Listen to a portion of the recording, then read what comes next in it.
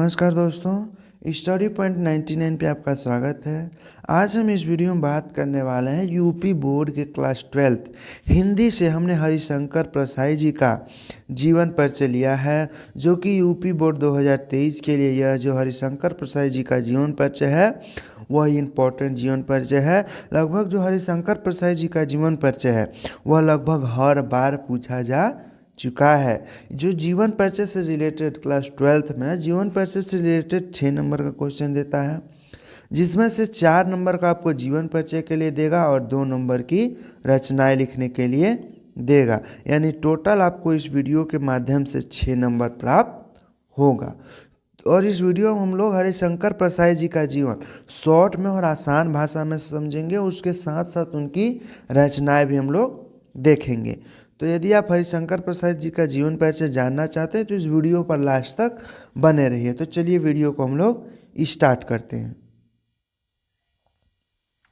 यह श्री हरिशंकर जी का जन्म मध्य प्रदेश में इटारसी के निकट जमानी नामक स्थान पे हुआ था।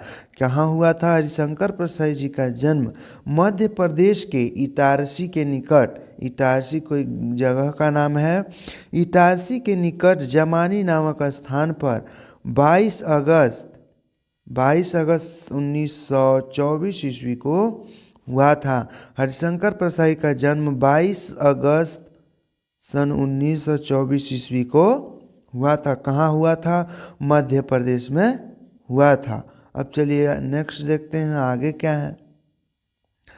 आगे मेरा आरंभ से लेकर स्नातक स्तर तक इनकी शिक्षा मध्य प्रदेश में हुई। यानी आरंभ से, बचपन से, छोटे से जब इन्होंने अपनी पढ़ाई स्टार्ट की तब से लेकर के स्नातक यानी डिग्री इन्होंने ग्रेजुएशन को किया, तब तक जो इनकी शिक्षा कहाँ प्राप्त हुई? मध्य प्रदेश में ही प्राप्त हुई। आगे देखते हैं। नागपुर विश्वविद्यालय से इन्होंने हिंदी में एमए की। नागपुर विश्वविद्यालय से इन्होंने हिंदी में एमए की परीक्षा उत्तीर्ण की। नागपुर विश्वविद्यालय से इन्होंने क्या किया? हिंदी की परीक्षा में एमए, हिंदी से एमए इन्होंने किया। आगे देखते हैं। प्रसाई जी ने कुछ वर्षों तक अध्यापन अध्ययन का कार्य किया। हरिशंकर प्रसाई जी ने कुछ वर्षों तक अध्यापन का कार्य किया तथा साथ साथ साहित्य सृजन आरंभ किया। प्रसाई जी ने कुछ वर्षों तक अध्यापन का मतलब अध्यापक का इन्होंने कार्य किया और उसके साथ साथ साहित्य में उसका सृजन में आरंभ किया। आगे देख लेते हैं हम आगे क्या है मेरा। आगे नौकरी को साहित्य सृजन में बाधक जानकर इन्होंने उसे तीतांजलि दे दी। फिर देखते हैं।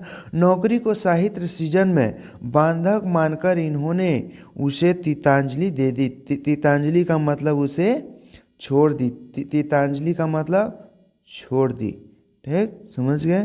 तीतांजलि दे दी यानी नौकरी छोड़ दी और स्वतंत्रता पूर्वक साहित्य सृजन में जुट गए और स्वतंत्रता पूर्वक वह साहित्य के सृजन में जुट गए।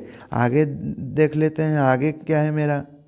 आगे इन्होंने जबलपुर में वसुधा नामक साहित्य मासिक पत्रिका का संपादन और प्रकाशन आरंभ किया। इन्होंने कौन? हरिशंकर प्रसाई जी ने जबलपुर में वसुधा नामक साहित्य मासिक पत्रिका का संपादन और प्रकाशन आरंभ किया। किस पत्रिका का? वसुधा नामक पत्रिका। और कहाँ? जबलपुर में आरंभ किया। आगे देख लेते हैं। परंतु आर्थिक घाटे के कारण उसे बंद कर देना पड़ा। किंतु इनको कुछ आर्थिक घाटा होना पड़ा, इसलिए इन्होंने उसे बंद कर देना पड़ा, उसे इन्होंने बंद कर दिया। आगे देखते हैं। इनकी रचनाएं साप्ताहिक हिंदुस्तान, धर्मयुग आदि पत्रिकाओं में नियमित रूप से प्रकाशित होती रहीं। जो हरिशंकर प्रसाई जी ने रचनाएं लिखते थे, उनकी रचनाएं हिंदुस्तान जो पत्रिका थी, साप्ताहिक पत्रिका, और धर्मयुग आदि पत्रिकाओं में नियमित मतलब लगातार प्रकाशित होती रहीं। आगे देखते हैं। प्रसाई जी ने मुख्यतः व्यंग्य प्रधान ललित निबंधों की रचना की। परसाई जी ने मुख्यतः व्यंग्य प्रधान ललित निबंधों की रचना की है। आगे देखते हैं क्या है। 10 अगस्त 1995 ईस्वी को जबलपुर में इनका देहावसान हो गया। हरिशंकर प्रसाई जी का देहावसान कब होगा? 10 अगस्त सन 1995 ईस्वी को इनका देहांत हो गया। और कहाँ हो गया? जबलपुर में हो गया। परसाई जी का देहांत कब हुआ? 10 अगस्त सन 1995 ईस्वी को जबलपुर में हो गया।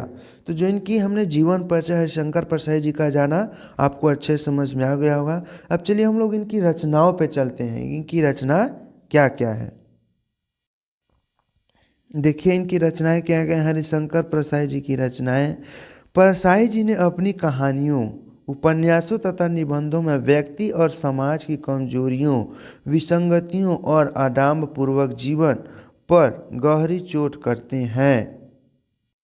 क्या फिर समझ लेते हैं। परसाई जी, जो परसाई हरिशंकर परसाई जी थे, वो अपनी कहानियों में, उपन्यासों तथा निबंधों में व्यक्ति और समाज की कमजोरियों, जो हरिशंकर परसाई जी कहानी, उपन्यास और निबंध लिखते थे, उसमें व्यक्ति के और समाज की कमजोरियों, विसंगतियों और आडंबरपूर्ण जीवन पर गहरी चोट करते थे। यानी वह व्यक्ति के कमजोरियों, विसंगतियों और आडंबरपूर्वक जीवन के बारे में लिखते थे। इनकी प्रमुख रचनाएं देखते हैं क्या क्या है। इनकी प्रमुख रचनाएं पहले कहानी संग्रह में देखते हैं। कहानी संग्रह में क्या है? हंसते हैं रोते हैं। पहली रचना हंसते हैं रोते हैं। दूसरी जैसे उनके दिन फिरे। जैसे उनके दिन फिरे, यह क्या है? कहानी संग्रह है। ये जो जैसे उनके दिन फिरे रचना है, यह इम्पोर्टेंट रचना है। यह एग्जाम में मल्टीपल चॉइस के रूप में पूछा जाता है, तो इसको आप लोग याद कर लेंगे। अब दूसरा क्या है? उपन्यास। हरिशंकर प्रसाद जी का उपन्यास देखिए, रानी नागफनी की कहानी। रानी नागफनी की कहानी, यह इनका क्या है? उपन्यास है। और ये भी रचना क्या है? इम्पोर्टेंट है। और दूसरा क्या है? तट की खोज। तट की खोज भी उपन्यास है, यह भी रचना क्या है?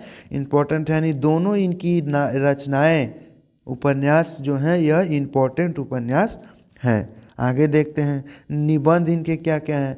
निबंध है तब की बात और थी, यह भी इम्पोर्टेंट है। अगला भूत के पांव पीछे। तीसरा बेईमानी की परत। चौथा पगडंडियों का जमाना, यह भी इम्पोर्टेंट रचना है, पगडंडियों का जमाना। आगे देखते हैं सदाचार का तावीज। सदाचार का तावीज, शिकायत मुझे भी है। और अंत में अब देखते हैं आगे क्या बोला है इन्होंने।